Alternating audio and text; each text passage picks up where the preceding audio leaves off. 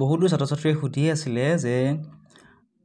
আমাৰ যি admit card বা ৰেজিষ্ট্ৰেশ্যন কাৰ্ডত যিবিলাক ভুল হৈ আছে সেই ভুলসমূহ আমি কেনেদৰে শুধৰাব পাৰিম বা বহুতে ডুপ্লিকেট চাৰ্টিফিকেট অৰ্থাৎ বহুতো ছাত্ৰ-ছাত্ৰীৰ কি হৈছে এডমিট কাৰ্ডখন কৰবাত হেৰাই গৈছে গতে বিচাৰি পোৱা নাই গতে ডুপ্লিকেট চাৰ্টিফিকেট কেনেদৰে বনাব লাগিব ডাউনলোড কৰিব লাগিব বুজাই দিব লাগে গতিকে মই চেষ্টা কৰিছো তোমালোকক অলপমান বুজাই দিবলৈ তোমালোকে ভিডিঅ'টি শেষলৈকে চাই থাকিবা তোমালোকে প্ৰথমতে যিকোনো এটা ব্ৰাউজাৰ ওপেন কৰি লবা আৰু তাৰ সাৰ্চ বাৰত তোমালোকে সেৱা বুলি লিখি সাৰ্চ কৰি দিলে তোমালোকে প্ৰথম যেটো ওয়েবসাইট দেখিবলৈ পাবা sevaonline.org ইয়াতে ক্লিক কৰি দিবা ক্লিক কৰি দিয়াৰ পিছতে তোমালোকে নতুন পেজ এটা ওপেন হ'ব তোমালোকৰ সন্মুখত ইয়াতে তোমালোকে সেৱা অনলাইন সাৰ্ভিসেছ বুলি এটা অপচন দেখিবলৈ পাবা ইয়াতে তোমালোকে ক্লিক কৰি দিবা ক্লিক কৰি দিয়াৰ পিছতে তোমালোকে সন্মুখত আৰু এটা নতুন পেজ ওপেন হ'ব ইয়াতে তোমালোকে প্ৰথম অপচনটো আছে তোমালোকৰ বাবে কাৰেকচন অফ সাৰ্টিফিকেট আৰু দুই নম্বৰ আছে ডুপ্লিকেট সাৰ্টিফিকেট কেনেদৰে বনাব লাগে যদি নাজানা তোমালোকে কমেন্ট কৰিবা মই উন্নত ভিডিঅ'ত বুজাই দিবলৈ চেষ্টা কৰিম আজি কাৰেকচন কেনেদৰে কৰিব লাগে অৰ্থাৎ শুধৰণি কেনেকৈ কৰিব লাগে মই অলপমান বুজাই দিবলৈ চেষ্টা কৰিম গতি কাৰেকচন অফ সাৰ্টিফিকেটত ক্লিক কৰিবা তাৰ পিছত তোমালোকৰ বাবে ইয়াত লিখা আছে ৰিড বিফৰ এপ্লাই কৰাৰ আগতে তোমালোকে এইখিনি পঢ়ি ল'ব লাগিব মই তোমালোকক পঢ়ি দিছো সোৱা to be kept ready at hand at the time of making online application by the applicant অৰ্থাৎ এপ্লিকেন্ট আবেদনকাৰী গৰাকীয়ে আবেদন কৰাৰ আগতে এইখিনি ডকুমেন্টস ৰেডি কৰি ল'ব লাগিব সেই ডকুমেন্টস খিনি হৈছে এক নম্বৰ আছে scan copy of required documents as per application type তোমালোকৰ যেটো ডকুমেন্টস আছে ডকুমেন্টসটো স্ক্যান কৰিব লাগিব অৰ্থাৎ এডমিট কাৰ্ডখন যদি ভুল আছে সেই এডমিট কাৰ্ডখন তোমালোকে স্ক্যান কৰি ল'ব লাগিব স্ক্যান কৰিবৰ কাৰণে প্লে ষ্টৰত বহুতো এপছ পাবা সেই এপছসমূহ তোমালোকে ব্যৱহাৰ কৰিব পাৰিবা কোনটো এপছত স্ক্যান কৰিব লাগে যদি নাজানা তোমালোকে কমেন্ট কৰিবা মই এপছৰ লিংক তোমালোক কমেন্ট সেকশনত দি দিম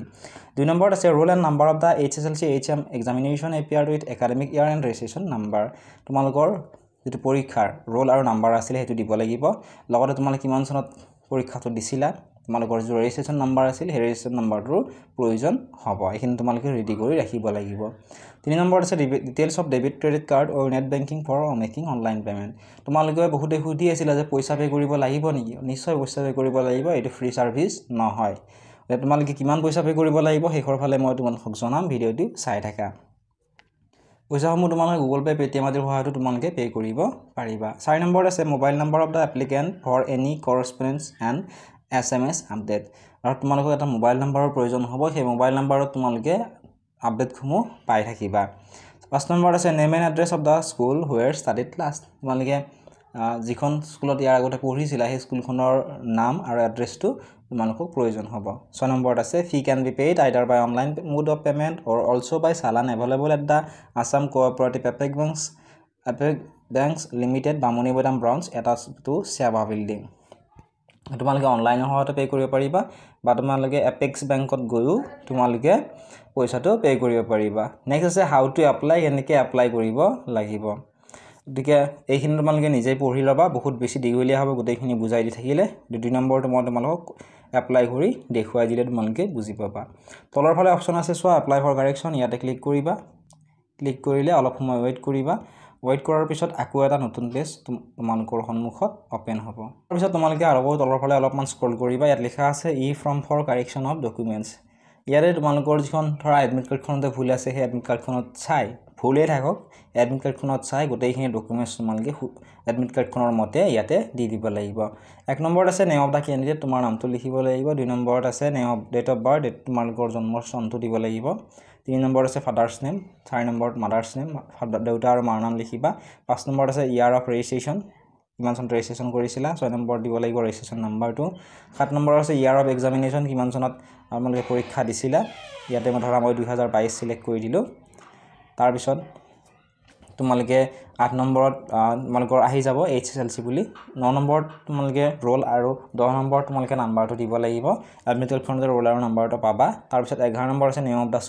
স্কুলখনৰ নাম তোমালোকে দিবা যিখন স্কুলৰ পৰা পৰীক্ষা দিছিলা 12 নম্বৰত আছে ডিস্ট্ৰিক্ট তোমালোক কোনখন ডিস্ট্ৰিক্টৰ বাসিন্দা ইয়াতে তোমালোকে গোটেইখন ডিস্ট্ৰিক্টৰ পাবা ধৰি লোৱা তোমালোকে চিৰাং ডিস্ট্ৰিক্টৰ এটা চিৰাং ক্লিক কৰি দিলে হ'ব তাৰপিছত 13 নম্বৰটো মই তোমালোক কৈ আছো 14 নম্বৰটো সোৱা তোমালোকে 14 নম্বৰত আছে corrections to be made in তোমালোকে ৰেজিষ্ট্ৰেশ্যন কাৰ্ডখনত থকা ভুলখিনি শুধৰাব পৰা এডমিট কাৰ্ডৰ ভুল শুধৰাব পাৰিবা, মাৰ্কশ্বিটৰ ভুল শুধৰাব পাৰিবা, পাছ মাৰ্ক চাৰ্টিফিকেটৰ ভুল শুধৰাব পাৰিবা। এতিয়া পইচা কিমান লাগিব? তোমালোকে যদি অকল ৰেজিষ্ট্ৰেশ্যন কাৰ্ডখন শুদ্ধ কৰিব বিচৰা 300 টকা, এডমিট কাৰ্ডখন যদি শুদ্ধ কৰিব বিচৰা 300 টকা, বা কিছুমানৰ ৰেজিষ্ট্ৰেশ্যন কাৰ্ডখনতো ভুল থাকে, এডমিট কাৰ্ডতো ভুল থাকে। দুটা তোমালোকে যদি সিলেক্ট কৰা তোমালোকে 600 টকা পে কৰিব লাগিব। গতিকে ইয়াতে তোমালোকে সিলেক্ট কৰিব লাগিব তোমালোকে কোনখন তোমালোকে সাৰ্টিফিকেট শুদ্ধ কৰিব বিচৰা। ধৰি লোৱা মোৰ এডমিট কাৰ্ডখনত ভুল আছে, এডমিট কাৰ্ডখন মই সিলেক্ট কৰিলো, যেহেতু এখন সাৰ্টিফিকেট আমি শুদ্ধ কৰিব লাগে সেইটো 300 টকা পে কৰিলে হ'ব। গতিকে তাৰ পিছত 13 নম্বৰত আছে আপলোড স্ক্যান কপি। তোমালোকে স্ক্যান কপিটো আপলোড কৰিব লাগিব আৰু তোমালোকে জেপিজি বা পিএনজি ফৰমেটত তোমালোকে আপলোড কৰিব পাৰিবা আৰু ম্যাক্সিমাম সাইজ তোমালোকৰ ফাইলটোৰ 1 MB হ'ব লাগিব।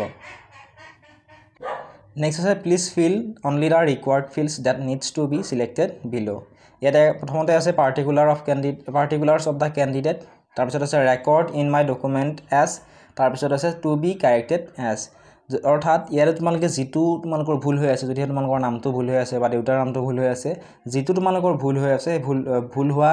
অপচনটোহে তোমালোকে ফিল আপ কৰিব লাগিব। যেনে ধৰা তোমালোকৰ নামটো ভুল হৈ আছে, গতিকে record in my document as, অৰ্থাৎ তোমালোকৰ যিখন এডমিট কাৰ্ড আছে এডমিট কাৰ্ডখনত চাই তোমাৰ